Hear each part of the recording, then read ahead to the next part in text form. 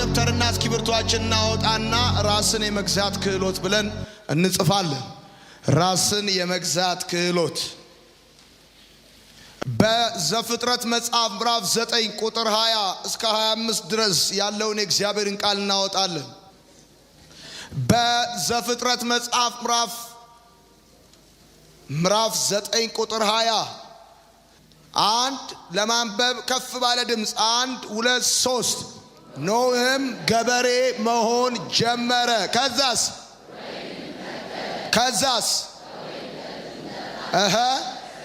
ምን አለ? ምን መሆን ጀመረ? ገበሬ መሆን ጀመረ። ምን መሆን ጀመረ? ምን መሆን ጀመረ? ልክ እንደዛው ነው። አየህ፣ አንተንም አሁን መፈንዳት ጀመረ። ከቤት ወጣ ማለት ጀመረ። መፈረክ ጀመረ። ከዛስ ራስን አስገባና በል እንደገና ኖህም ምን መሆን ጀመረ? እሺ፣ ልክ እንደዛው ስምህን አስገባና ጎረምሳ መሆን፣ መፈረክ፣ ፈታ ማለት፣ ወጣ ማለት።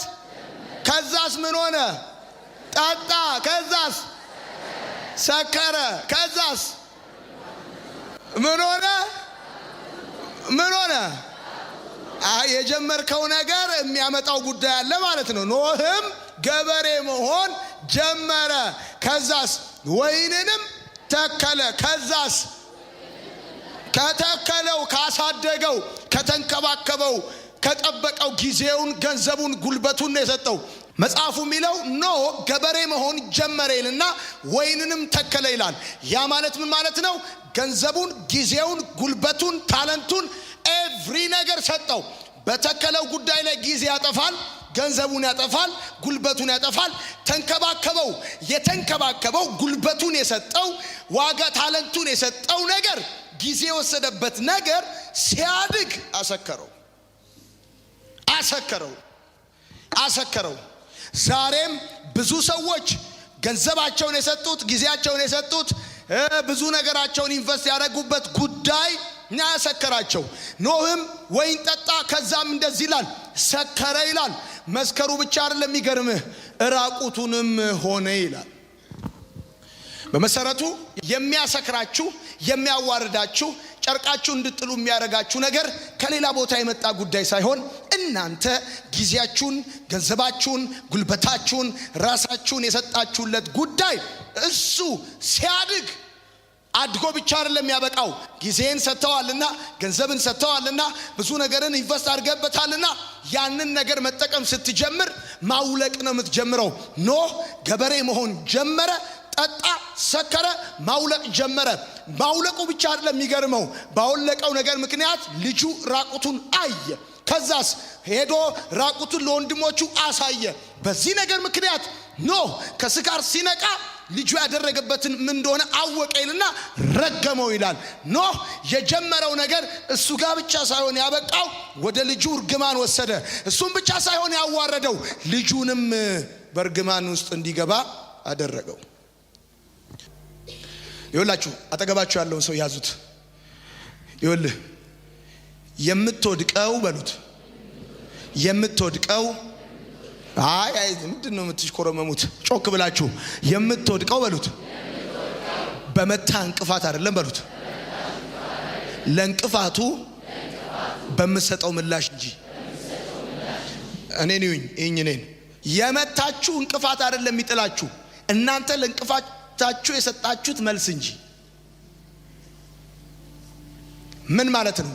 ሁለት ሴቶች ተደፍረው አንዷ ተደፈርኩ ብላ ገመድ ስትገዛ ሌላኛዋ ተደፈርኩ ብላ መጽሐፍ ከጻፈች ማለት ነው።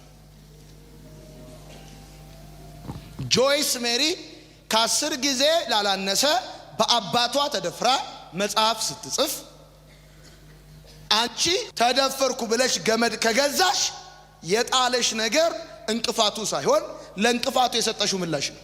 እኔ ነኝ እንቅፋት እንኳን እግዚአብሔር ይስጠው ብላችሁ ጻፉ። እንቅፋት እግዚአብሔር ይስጠው። እንቅፋት እንኳን ካቅሙ ወደፊት እንጂ ወደ ኋላ አይጥልም።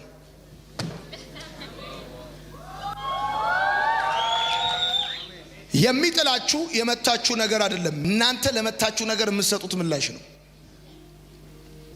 ስፕሪንግ ወደ ታች ሲጫናችሁ ወደ ላይ እንደሚያስፈነጥራችሁ ልክ እንደዛ የያዛችሁ ነገር ወደ ላይ ነው የሚወስዳችሁ። ወዳጆቼ የመታችሁ ነገር አይደለም ልዩነቱ፣ ለመታችሁ ነገር የምትሰጡት ምላሽ ነው ልዩነቱ። ፈረንጆቹ እኮ አይ ዋዝ ሮንግ ብለው መጽሐፍ ጽፈው ሚሊዮነር ይሆናል። ሰው ስህተቱ እንኳን ገበያ ይወጣል ፈረንጅ ሀገር። እኛ ሀገር እኮ ደፍሮ ተሳስቼ ነበር ብሎ የሚጽፍ ሰው ጠፍቶ ነው እንጂ ስህተት እንኳን ዋጋ ያወጣል ነው ብለህ ትላለህ እንዴ? አንዳንድ ልጆች አሁን አይታቸው ከሆነ ሲጎዱ እንደዚህ ጎድተውኝ እንዲያርገውኝ እንዲፈልጠውኝ። ልማድ ማለት በደመነፍስ ከምታረጉት ጀምሮ ያለማቋረጥ ሳታቋርጡ የምታደርጉት ድርጊት ማለት ነው። ጥፍር ከመብላት ፌስቡክ፣ ቴሌግራም፣ ሲጃራ፣ ሐሺሽ፣ መጠጥ፣ የትኛ ሐሜት ጻፍ እና ወዘተረፈ ብለህ ጻፍ። ጥፍር መብላት በል ጥፍር መብላት፣ ከንፈር ማዞር እንዲህ ማለት ብለህ ጻፍ። እንዲህ ማለት ብለህ ጻፍ። ልማድ ማለት ብለህ ጻፍ። በደመነፍስ ከምታረገው ጀምሮ ያለ ማቋረጥ የምታደርገው ድርጊት ማለት ነው።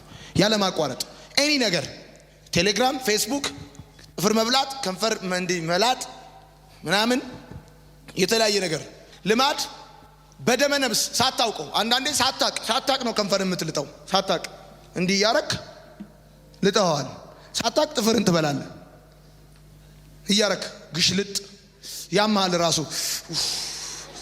ጫፉና ምናምን እያልክ ሳታቅ ውስኪ አንድ ብላክ ሌቭል አንድ ሳታቅ ምን ሳትል ሳታቅ ዝም ብለህ ስንት አንድ አፕል አንድ ፓኬት አፕል ሳታቅ ዝም ብለህ ምን ሳትል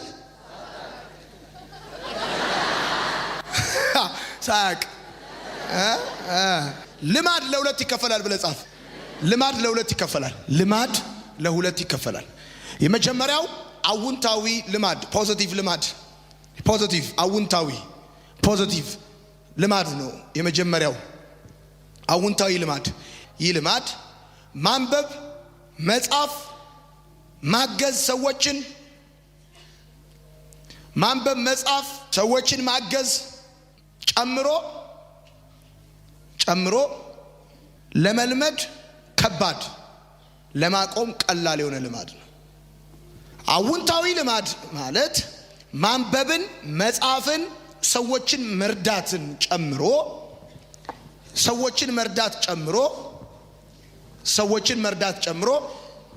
ለመልመድ ከባድ፣ ለማቆም ቀላል የሆነ ልማድ ነው። ጻፍ። ለምሳሌ መጽሐፍ ማንበብ መልመድ ከባድ ነው። መጽሐፍ ማንበብ ማቆም ግን ቀላል ነው አይደል? መጽሐፍ ማንበብ ልማዱ መልመድ፣ የማንበብ ልማድ መልመድ ከባድ ነው፣ ማቆም ግን ቀላል ነው። ፖዚቲቭ አውንታዊ ልማድ ብለን የምንለው ማንበብን መጽሐፍን ያልኳችሁ ለምሳሌ ነው። ለመልመድ ከባድ፣ ለማቆም በጣም ቀላል የሆነ ልማድ አውንታዊ ልማድ ይባላል። ለማቆም በጣም ቀላል። ለምሳሌ ካለ መቃም ቀላል ነው። ጻፉ። ካለ መቃም ቀላል ነው። ካለ ማጨስ የሚቀለው ማጨስ ነው። ማጨስ በጣም ቀላል ነው። መጠጣት በጣም ቀላል ነው። ካለ መጠጣት በጣም ቀላል ነው።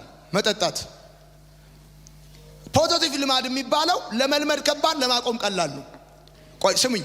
አሁን ዋናው ጉዳይ እዚህ ጋር ስለሆነ አይኔ ውስጥ እያያችሁ እንድሰሙኝ ይፈልጋሉ።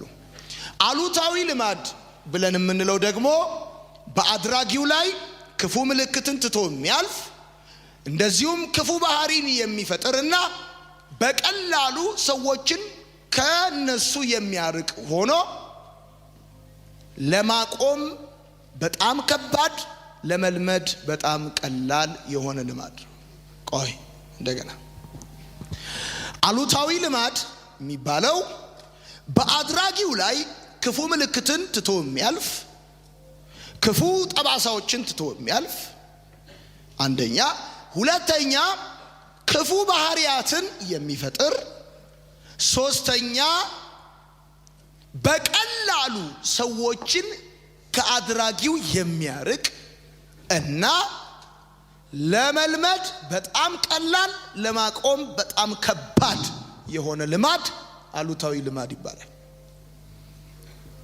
ተመልከቱ፣ መጠጣት በሉት፣ ማጨስ በሉት፣ መቃም በሉት፣ የትኛውም ነገር በሉት በአድራጊዎቹ ላይ ከባድ የሆነ ክፉ ምልክቶችን ትቶ የሚያልፍ ክፉ ባህሪያትን የሚፈጥር ሰዎችን በቀላሉ ከአድራጊዎቹ የሚያርቅ እና ስትለምደው በጣም ቀላል ለማቆም ግን በጣም ከባድ የሆነ ልማድ ነው አሉታዊ ልማድ። አሉታዊ ልማድ በድርጊቱ ምክንያት በቀላሉ ሰዎችን ከናንተ ያርቃል።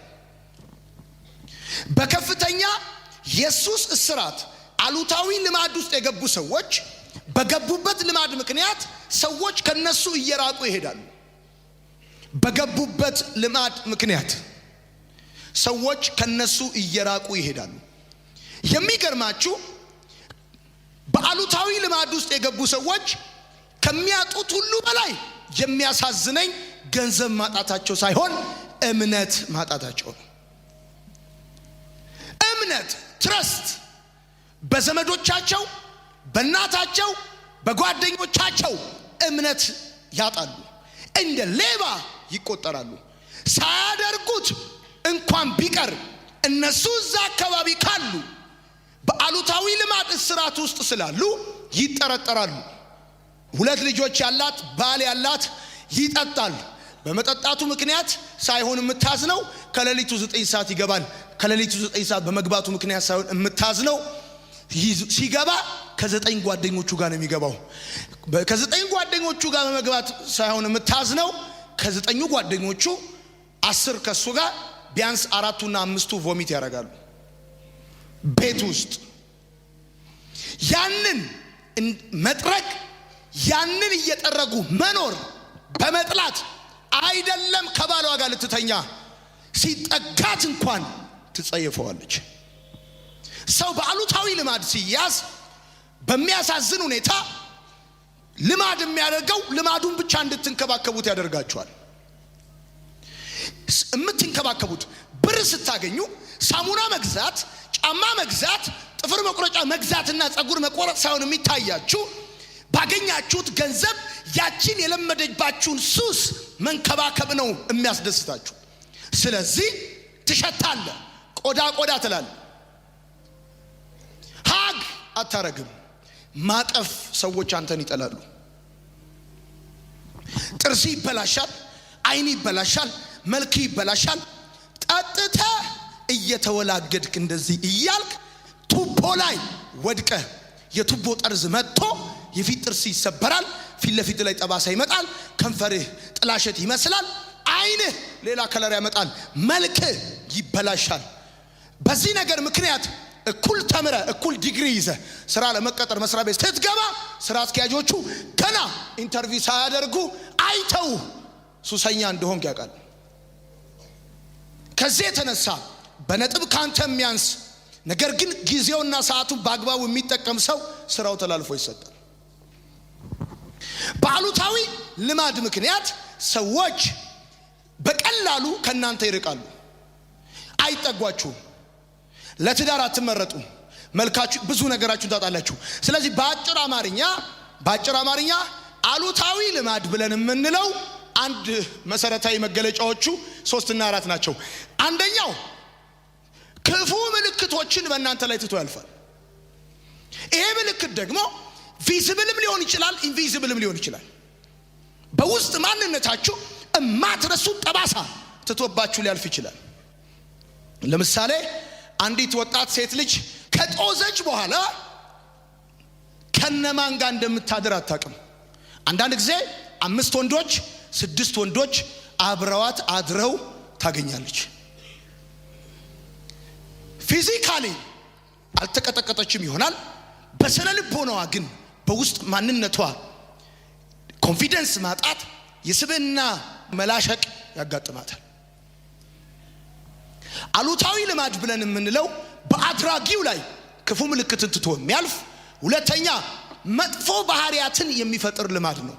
ተነጫናጭ፣ ግልፍተኛ፣ ትዕግስት የሚያጣ፣ መቀመጥ የሚያቅተው፣ የሚቅበጠበጥ፣ ሐሳብ መሰብሰብ የማይችል፣ ፎከስ ማድረግ የማይችል የሚቅበጠበጥ ይሆናል። ለቁም ነገር የማይበቃ ይሆናል። ክፉ ባህሪያትን ዲቨሎፕ ያደርጋል። ያንን ልማድ ካላደረገ በስተቀር ተደባደብ ይለዋል፣ ሂድ ይለዋል። ሂጂ በረሪ የሚለውን ዘፈን ይጫናል። ምን አልኩ? ሂድ ይለዋል። ብድግ ብሎ ትላንት እንደነገርኳችሁ እናቱን ወንበር ላይ የፊጥኝ እንደዚህ አስሮ በቀበቶ ይገርፋል። ይሄ ነገር ከፌስቡክ እና ከቴሌግራም ጀምሮ ነው ብዬ እንዳልኳችሁ ፌስቡኳን ቴሌግራሟን እየተጠቀመች እናቷ የአስም መድኃኒት ለማንሳት እንደዚህ ብላ ተዘቅዝቃ እንደሞተችው አይነት ልጅ ማለት ነው። አይቶ ከሆነ አንዳንዱ ወደ ቤት ገብቶ ሰው ሳሎን ቤት ምሳ አይበላም፣ እንደ ውሻ እየተክለፈለፈ ገብቶ ከጓዳ እንጀራ አምጡ ብሎ ሻወር ቤት ቁጭ ብሎ ይበላል። ሰው ሻወር ቤት ይበላል።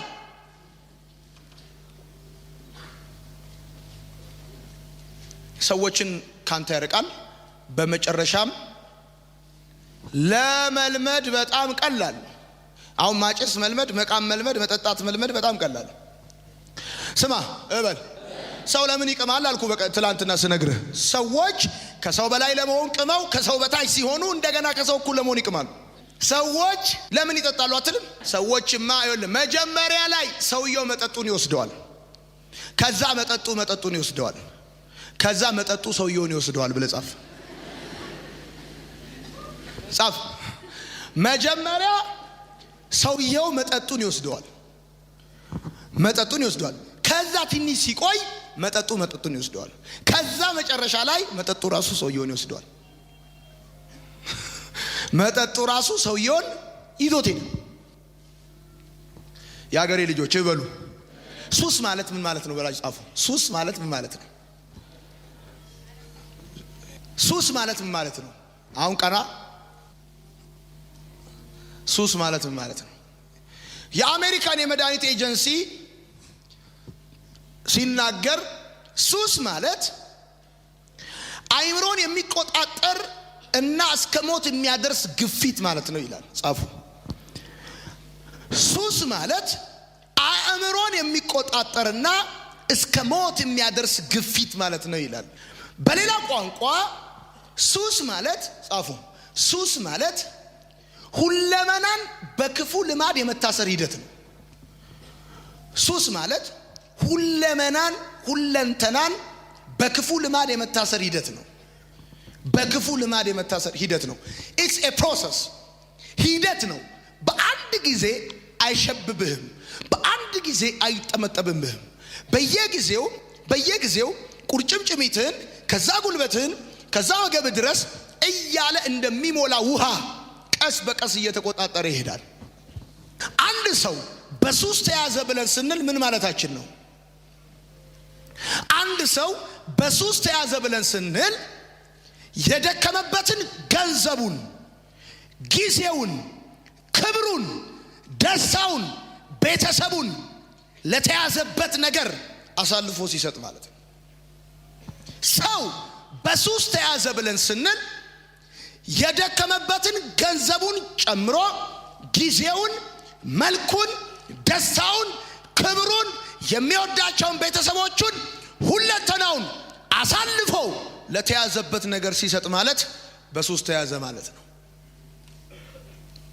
እጅግ በጣም የሚወዳቸውን የ4 ዓመት ልጁን የ2 ዓመት ልጁን ለሃጩን ስሞ ሳይጨርስ በጣም የሚጓጓለትን ልጁን አቅፎ ሳይጨርስ ለተያዘበት ነገር ቤተሰቡን፣ ክብሩን፣ ማንነቱን፣ ህይወቱን፣ ስብዕናውን በሚጠጣበትን ቦታ ይሁን በጠጣው ወይም በተያዘበት ሱስ ምክንያት እንደ ውሻ ተደርጎ እንኳን ሲቆጠር ሳይጸጽተውና ሳያመው በዛ ነገር ምክንያት ከየትኛው ላይ ስሙ ይልንገራችሁ። አንድ ሰው ሱሰኛ ነው ማለት ምን ማለት እንደሆነ ልንገርህ። ፕራዮሪቲ የሚሰጠው ጉዳይ ማለት ነው። ከየትኛውም ነገር በፊት፣ ከየትኛውም ነገር በላይ፣ ከየትኛውም ነገር ቅድሚያ ለተያዘበት ነገር ሲሰጥ ማለት ነው። በሱስ ተያዘ ብለን የምንለው የሚወደውን ቤተሰቡን፣ ክብሩን ተምሮ እንዳልተማረ፣ እያወቀ እንደማያውቅ፣ እየቻለ እንደማይችል ልማድ አድርጎ ለያዘው ነገር ለዛ አሳልፎ ሲሰጥ ማለት ነው። ክብርህን የምተውለት ጉዳይ፣ ከሰው በታች የሚያደርግ ጉዳይ፣ ውሻ የሚያደርግ ጉዳይ አልነገሩህም እንጂ ስለሚሳሱልህ አይነግሩህም እንጂ አያምኑህም። በጣም ነው የሚያፍሩብህ። አንድ ሰው በሱስ ተያዘ ብለን ስንል ማህበራዊ፣ ኢኮኖሚያዊና ስነ ልቦናዊ ቀውስ እንደሚያስከትልበት እያወቀ ሄዶ የሚያደርገው ነገር አለው ማለታችን ነው። ማህበራዊ ቀውስ፣ የኢኮኖሚ ቀውስ፣ የስነ ልቦና ቀውስ እንደሚያስከትልበት እያወቀ ሄዶ የሚያደርገው ነገር ሱስ ይባላል። ሱስ ይባላል። አስበው፣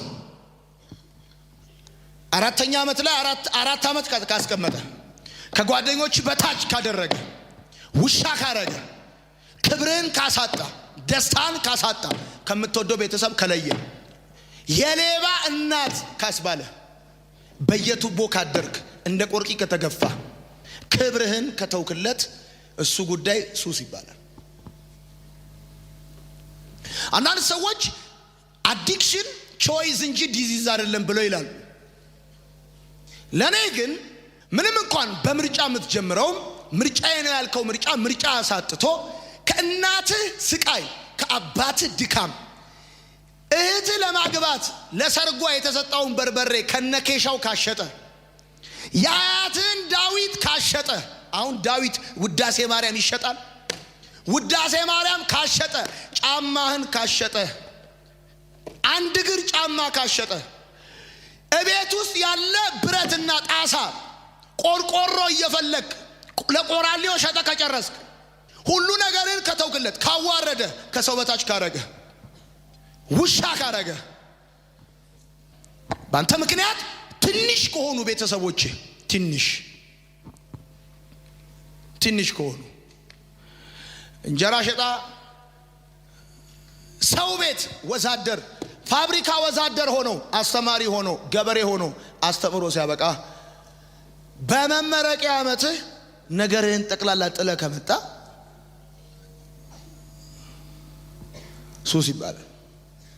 ሱስ ይባላል። በአሜሪካን ሀገር በየ11 ደቂቃው አንድ ወጣት በሱስ ምክንያት ይሞታል። አሜሪካን በአፍጋኒስታን፣ በቪየትናም እና ኢራቅ ከሞቱባት ወታደሮች በላይ በሱስ ምክንያት የሞቱባት ከ2013 እስከ 2017 እጅግ በጣም ብዙዎች ናቸው። እኛ ሀገር አዙሮት ነው የወደቀው ብለው የምትለው አብዛኛው ሰው ስላልተጠና ነው እንጂ በሱስ ነው የሚወድቀው። አሜሪካን ሀገር በየ11 ደቂቃው አንድ ወጣት ከሞተ እኛ ሀገር በየ1 ደቂቃው 11 ወጣት ይሞታል። ሱስ ከሲጃራ ብቻ ሳይሆን ከቴሌግራም፣ ከፌስቡክ ምናምን እንዲህ ቁጭ ብለህ እንዲህ ያረክ እንዴት ይሰራቸዋል እነ ዮናታን እያልክ እንዲህ ፌስቡኩን እንዴት ነው የሚሰራቸው እያልክ ሐሳብ ስትሰጥ፣ ይሄ እጅ ሰልሎ ፌስቡክ ወደ ላይና ወደ ታች የምታረግበት እጅ ቀጥኖ እንዲህ ያረክ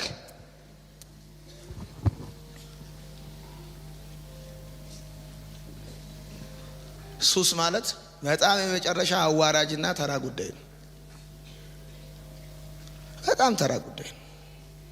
አንዳንድ ልጆች ሱስ አምጪ ነገሩ ብቻ ሳይሆን የሱሱ ሴሪሞኒ ራሱ ሱስ ሆኖባቸዋል። የቂማው ስርዓቱ፣ ጫወታው፣ ጭሱ ይጫጫሳል ምናምን በቃ ይደራል እዛ እንትኑ። እንደውም አባባሉ ሁሉ አላቸው። አረብ ልጁን የገደለበት ባንዲራ የተቀደደበት የሐራራ ሰዓት ደረሰ ምና ይባላል። ጀግና ናቸው እነሱ፣ መግለጫ ይሰጣል። ቮሚት ላይ ተኝተህ ካደርክ፣ በመመረቂያ ዓመት ፍሬሽ ተማሪ ከሆንክ፣ መልክ ከተበላሸ ምን ትጠብቃለህ?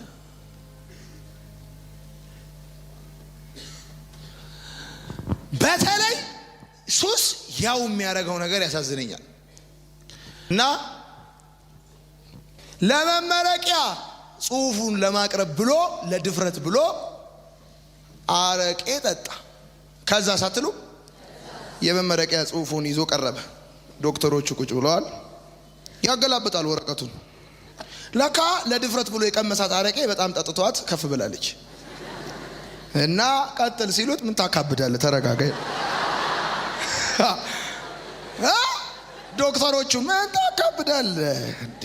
ቀስበል ዌት በእንግሊዘኛ 1 ዓመት ቁጭ በላሉት። አንዳንድ ወጣት ሱስ ውስጥ የሚገባው ተመርቆ የግራጁዌሽን ቀን ፈታን በል ብሎ ወጥቶ የግራጁዌሽን ቀን ጠጥቶ በዛው ጠጭ ሆኖ ስራም ሳይገባ የቀረ ወጣት አውቃለሁ። አንተ እስከ ግራጁዌሽን እግርን ውሃ ውስጥ ከተ አጥንተ ዶክተር ነህ ብሎ 7ኛ ዓመት ላይ ስትመረቅ ዶክተር ሆኛለሁ ብለህ መርፌ ትወጋለህ ብለን ስንጠብቅ ራስን ኮኮይን ትወጋለህ እንዴ? ናተ ኩሽ ትወጋለህ እንዴ? ራስን ስማኝ እበል። ሱስ ማለት ማህበራዊ ኢኮኖሚያዊና ስነ ልቦናዊ ቀውስ እንደሚያስከትልብህ እያወቅህ የምታደርገው እንደዚሁም ደግሞ ክብርህን፣ ቤተሰብህን፣ ደስታን፣ ውበትህን፣ ገንዘብህን፣ ሁለመናህን የምተውለት ጉዳይ የምትዋረድለት ጉዳይ ማለት ሱስ ነው። የአሜሪካን የመድኃኒት ኤጀንሲ የሚናገረው ይሄንን ነው። እንዲህ ብላችሁ ጻፉ፣ የሱሰኞች የማምለጫ አባባሎች ብላችሁ ጻፉ። የሱሰኞች የማምለጫ አባባሎች። ሱሰኛ ስለ ሱሱ ማውራት ስትጀምር የማምለጫ አባባል አለው። የኢትዮጵያ ኤርላይንስ ባደጋ ጊዜ በዚህ በኩል ትወጣለህ እንደሚል ሱሰኛም ጨዋታ ከጀመርክበት ማምለጫ ቀዳዳ አለው። የመጀመሪያው እንደዚህ ይልሃል። የመጀመሪያው ሱሰኛ የሆነ ሰው የመጀመሪያ የማምለጫ አባባል አለው። እሱም እንደዚህ ይልሃል። እንደዚህ ይልሃል። የመጀመሪያ እንደጀመርኩ ማቆም እችላለሁ ይልሃል። የመጀመሪያ ስጠይቃቸው እኔ እኮ ይልሃል እኔ ማቆም ብፈልግ አሁን አቆማለሁ ይልሃል። እቺን የሚሉት ግን ብለህ ጻፍ፣ ሱሳቸውን ለማጠናከር ለራሳቸው ፍቃድ ለመስጠት እንጂ ለማቆም አይደለም። እቺን የሚሉት ሱሳቸውን ለማጠናከር እና ፍቃድ ለማግኘት እንጂ እኔ እንደጀመርኩ አቆመዋለሁ እኔ አሁን ዛሬ ላቁም ብዬ ብል ይልሃል። አቆም እንዲህ ብሎ ያቆም አይተናናቅም በለው። አጠገብ ያለውን ሰው ንካና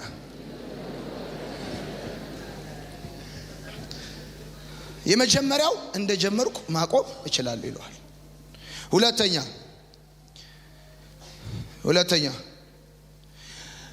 ሱሱ ይለዋል የኔ ችግር እንጂ የማንም ችግር ስላልሆነ አጨቅጭቁኝ ይለዋል። የኔ ችግር እንጂ የማንም ችግር አለ ይለዋል። ተወኝ የኔ ፐርሰናል ፕሮብሌም ነው ይለዋል። ተወኝ የራሴ ኬዝ ነው ይለዋል። ቋንጥ ያቀልጠይቀህ አንተ ሱስ በመግባት ምክንያት እየታሰርክ ፖሊስ ጣቢያ በሄድክ ቁጥር እናትህ ምግብ የምታመላልስ ከሆነ አባትህ ምግብ የሚያመላልስ ከሆነ እየሰረክ እየመጣ እየተፈለክ የሌባ እናት መባሏ የስነ ልቦና ጉዳት እያደረሰባት የኔ ብቻ ፕሮብሌም ነው እንዴት ይባላል?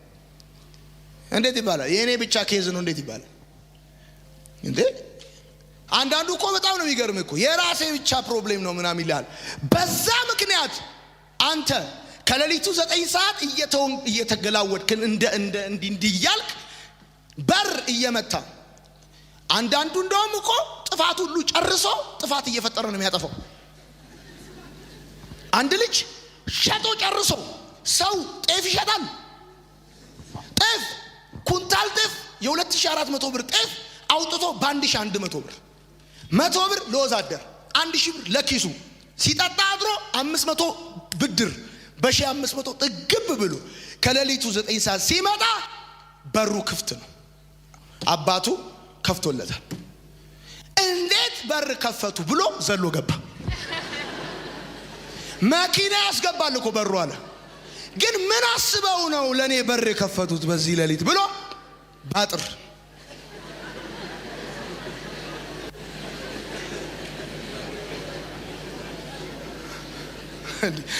አንተ እኮ እሺ ተዘግቶብህ ዝለል ተከፍቶልህ መዝለል እኮ ማለት ጥፋት ጨርሰህ እኮ ጥፋት እየፈጠርክ አሁን ዛሬ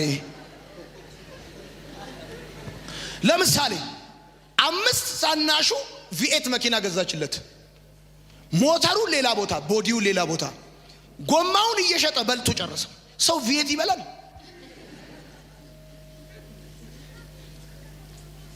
ሱስ ማለት እና ሱሰኞች የሚሉ it's my personal problem እና እናንተን አይመለከታችሁም ይሉሃል ግን በመታረጋው ነገር ምክንያት ማህበራዊ ቀውስ ቤተሰቦችና አንተ አካባቢው እየገባን ማህበራዊ ቀውስ ውስጥ ነው ያለው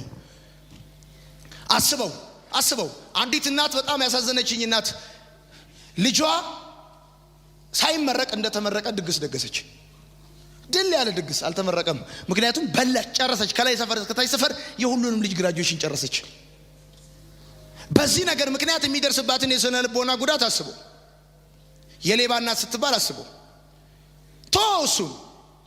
ተወሱን ያንተን ጂንስ ለማጠብ እንደዚህ የፈተጉበት እጃቸው ፈለጉ ሳይለቃቸው አንተ መልክ ተበላሽቶ ሲመጣ ሲያዩ አንተ ለራስ የሚያስፈራ ፊት እነሱ ሲያዩት ምን እንደሚሰማቸው አስብ ከናት ስቃይ ከአባት ድካም ከእህት ሰርግ ከወንድም ለቅሶ ካስቀረ ይሄ ነገር እኮ አደገኛ ነው ሻሸመኔ አንድ ጓደኛዬን አገኘሁት እንደዚህ እየቆጠረ ማን አስፋልት ላይ እንደዚህ ይላል ምን ሆነ ነው ስለው አዲስ አበባ እየሄድኩ ነው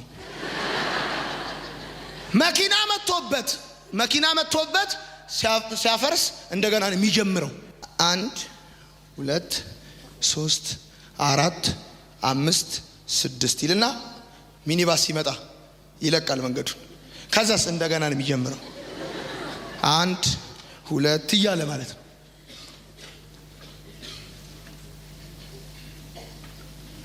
ትልቅ መኪና ሲመጣ እግሩን ከፍቶ እለፍ ይላል ሳቅ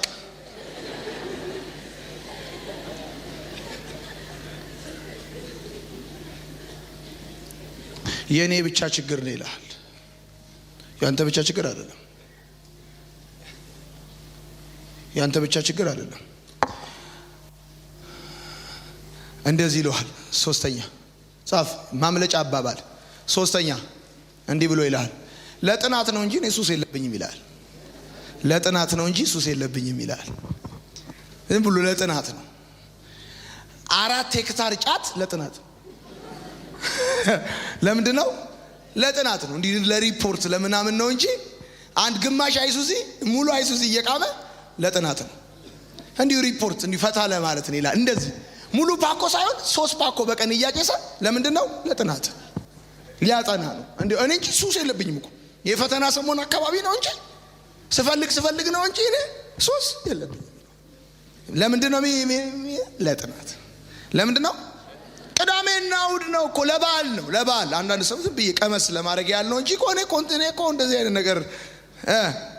አይነት ነገር አራተኛ በየቀኑ ስላልሆነ ይለዋል ሱስ በየቀኑ ስለሆነና ስላልሆነ ሳይሆን በውጤቱም ጭምር ነው የሚብራራው አምስተኛ ስራዬን እኔ አክባሪ ስለሆንኩ ሱሰኛ አልባልም ይለዋል ስራዬን አክባሪ ስለሆንኩኝ እኔ ሱሰኛ አልባልም ይለዋል ስራን አክባሪ ስለሆንክ ሱሰኛ አልባልም ትላለህ እንዴ ሱሰኛ ለመሆን ስርዓት መሆን የለብህም ስርዓት መዝገብ ላይ መመዝገብ የለብህም ስራ ኖረህም አልኖረህም ከስራ ስትወጣ የሚናፍቅ የሚስት አንገት ሳይሆን የጠርሙስ አንገት ከሆነ ሱሰኛ ነው ከስራ ስትወጣ የሚናፍቅ ላጩ ያልደረቀ ህፃን ልጅ የቤት ቁጭ አድርገ እዛ ኳያሉ ከልተው ብለው እንዲቆንዲ ያሉ ሰዎች ከሆነ የሚናፍቁ እንዴት ነው ሱሰኛ ማትባለው አንተ ማዕረግ ነው አሁንማ እኮ በቃ ማዕረግ ነው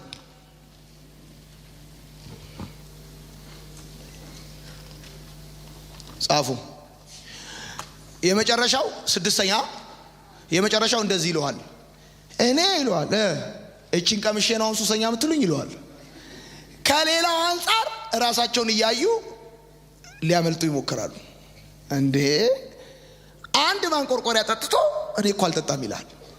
እንዴ እንትና ሲጠጣ አላየውም አንተ? እና አንዳንድ ደግሞ ሲሰበሰቡ ሽንቁር በርሜል ነው እኮ እሱ አይሞላም ምናምን ይለዋል። በጀግንነት ነው የሚጠጡት። በቃ ጓደኛቸው እንደዚህ ሳጥኑ ላይ እግራቸውን ቁጭ አድርገው እየጠጡ ማለት ነው በጀግንነት። አንዳንዱ ቤተሰቡን የተበቀለ ይመስለዋል፣ ያሸነፈ ይመስለዋል ምናምን። በቃ ጀግና የሆነ ነው ይመስል። ምን አልኩኝ? ጀግና የሆነ ነው ይመስል እያልኩ ስለ ሱስ አወራ ባይተው እያወራ ያለሁት ስለ ሲጃራ ብቻ አይደለም። ስለ ሐሜት፣ ስለ ጥፍር መብላት፣ ስለ ቴሌግራም፣ ስለ ፌስቡክ፣ ቴሌግራም፣ የቴሌግራም ሱስ፣ የፖርኖግራፊ ሱስ። የአንድ ደቂቃ ፖርኖግራፊ ማለት ብላችሁ ጻፉ። የአንድ ደቂቃ ፖርኖግራፊ ማለት ሲጃራ፣ ሐሺሽ እና መጠጥ አንድ ላይ መውሰድ ማለት ነው። አንድ ብርጭቆ ሲጃራ፣ ሐሺሽ እና መጠጥ አንድ መጠጣት ማለት ነው የአንድ ደቂቃ ፖርኖግራፊ ማለት። ሰው በፖርኖግራፊ ለመያዝ አንድ ደቂቃ ይበቃዋል። 1 ሚኒት ፖርኖግራፊ ማየት ይበቃዋል። እያንዳንድሽ እዚህ ውስጥ ያለሽ ቴሌግራምሽን አጥፊ። ቴሌግራምሽ ላይ እንደ ስቲከር የምትጠቀሚበትን ጉዳይ አጥፊ። እንደ ኩይሳ ነው የሚያደርግህ ፖርኖግራፊ። ኩይሳ ከውጭ ያምራል፣ ከውስጥ ግን ይበላል። እንደ ምስጥ ነው የሚበላ። አቅሜን ሁሉ ነው የሚያሽመደምደው። የሚገርመው እንዲህ ብላችሁ ጻፉ። ሱስና ልዩ መሆን። አንደኛ ሱሰኛ ሲሆን ሰው የሐዘን ስሜት ይመጣበታል። እናቴ ምና ይላል። የሞቱ አክስቶቹን ያስባል። ሐዘን ይለዋል። በጣም ሐዘንተኛ ይሆናል። እንዲህ ብላችሁ ጻፉ። የመንቀጥቀጥ ማላብ፣ ያለቅጥ ማላብ፣ መንቀጥቀጥ፣ ድብርት፣ መነጫነጭ፣ እንደዚህ አይነት ልዩ የሆነ ባህሪ ማምጣት ይጀምራል። በመሰረቱ በጣም አዋራጅና ተራ የሚያደርግ ጉዳይ ቢኖር ሱስ ነው። ከሰው በታች የሚያደርግ ነገር ቢኖር ሱስ ነው። እንዲህ ብለህ ጻፍ። ሰው ሱሰኛ ሲሆን ብለህ ጻፍ። እድሜውን ለማሳጠር ሳይዋዋል ተዋውሏል ማለት ነው። ሰው ሱሰኛ ሲሆን እድሜውን ለማሳጠር ሳይዋዋል ተዋውሏል ማለታችን ነው። ሰው እድሜውን ለማሳጠር ሳይዋዋል ተዋውሏል ማለታችን ነው። ብቻ አይደለም። ሰው የሚቅመው ለምንድን ነው? ከሰው በላይ ለመሆን ቅሞ ከሰው በታች ሲሆን እንደገና ከሰው እኩል ለመሆን ይቅማል። መጀመሪያ ሰውየው መጠጡን ይወስደዋል፣ ከዛ መጠጡን ይወስደዋል፣ ከዛ መጠጡ ሰውየውን ይወስደዋል። አይመጣም ተመልሶ ወደ ቤት ይሄዳል ማለት ነው። ጻፍ። በሱስ ምክንያት ያጣችሁትን ነገር ጻፉ ሳትዋሹ። ሱስ ማለት ክብርህን፣ ቤተሰብህን፣ ደስታህን፣ ህይወትህን፣ ገንዘብህን የምትተውለት ለመተው ማታመነታለት ነገር ስለሆነ ሳትዋሹ እንጸልይበታለን። አልፈልግም ብላችሁ እንድጽፉ ነው ፈልገው። ማስተርቤሽን ሱስ፣ የፖርኖግራፊ ሱስ፣ ኤኒ ካይንድ ኦፍ ሱስ፣ የፌስቡክ፣ የቴሌግራም፣ ከዚህ ነገር ነፃ የሆነ ሰው ስለሌለ የማያጽፍ ሰው ማየት አልፈልግም። የማይጽፍ ሰው ውሸታም። ጻፉ። ለማንም የማታሳዩትን አልፈልግም። መልኬን፣ አቅሜን፣ ጉልበቴን፣ የቤተሰቤን ደስታ፣ የቤተሰቤን ሰላም፣ የልጅነቴን መልክ ትልቅ መሆን ስችል ትንሽ አርገኛል።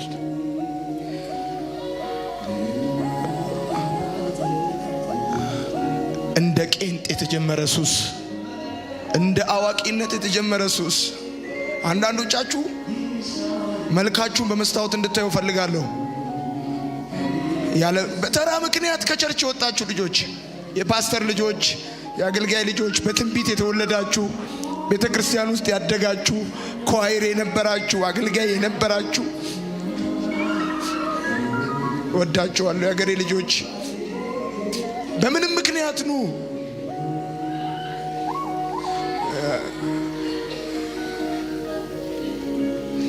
ወዳችኋለሁ። የአገሬ ልጆች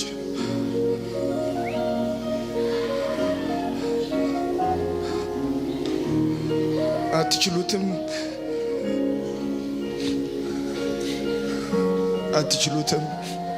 ፔኑ ከባድ ነው። የቤተሰባችሁ ፔን ከባድ ነው። አልፈልግም ብለህ ጻፍ። ይሄን አሳጥተኛል፣ ይሄን አሳጥተኛል፣ ይሄን ጻፍ። አንደኛ ክብሬን፣ ሁለተኛ መልኬን፣ ሶስተኛ አቅሜን፣ አራተኛ የቤተሰቤን ደስታ፣ አምስተኛ ገንዘቤን፣ ስድስተኛ እድሜን። አንድ ልጅ ጠይቀው እንደዚህ ያለ ወግ ማድረግ እንዳለ አድርገኛል። እምነት አሳጥተኛል። ተራ ሰው አድርገኛል። ሰዎች እንደ ሌባ እንዲቆጥሩኝ አድርገኛል። እንደ ሌባ እንዲቆጠር አድርገኛል። ወዳቸዋለሁ የአገሬ ልጆች።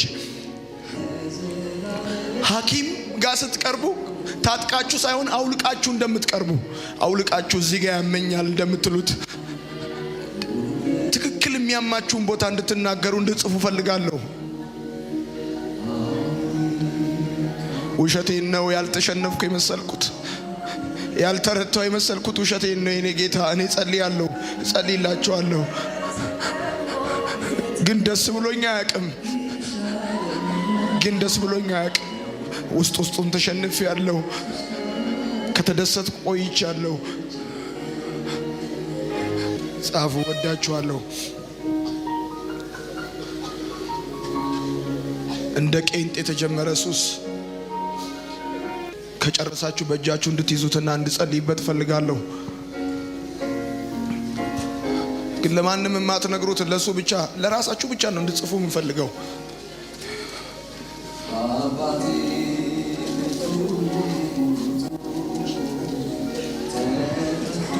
ማስቲካ እንደሚጣበቅ ሳትፈልጉት የተጣበቀባችሁ መልካችሁን፣ አቅማችሁን፣ ጉልበታችሁን የያዘ የበላ ትልቅ ሆናችሁ ያለ ትንሽ ያደረጋችሁ ቅጠል ከዛፍ ላይ እንደሚረግፍ እንዲሁ ይረግፋል።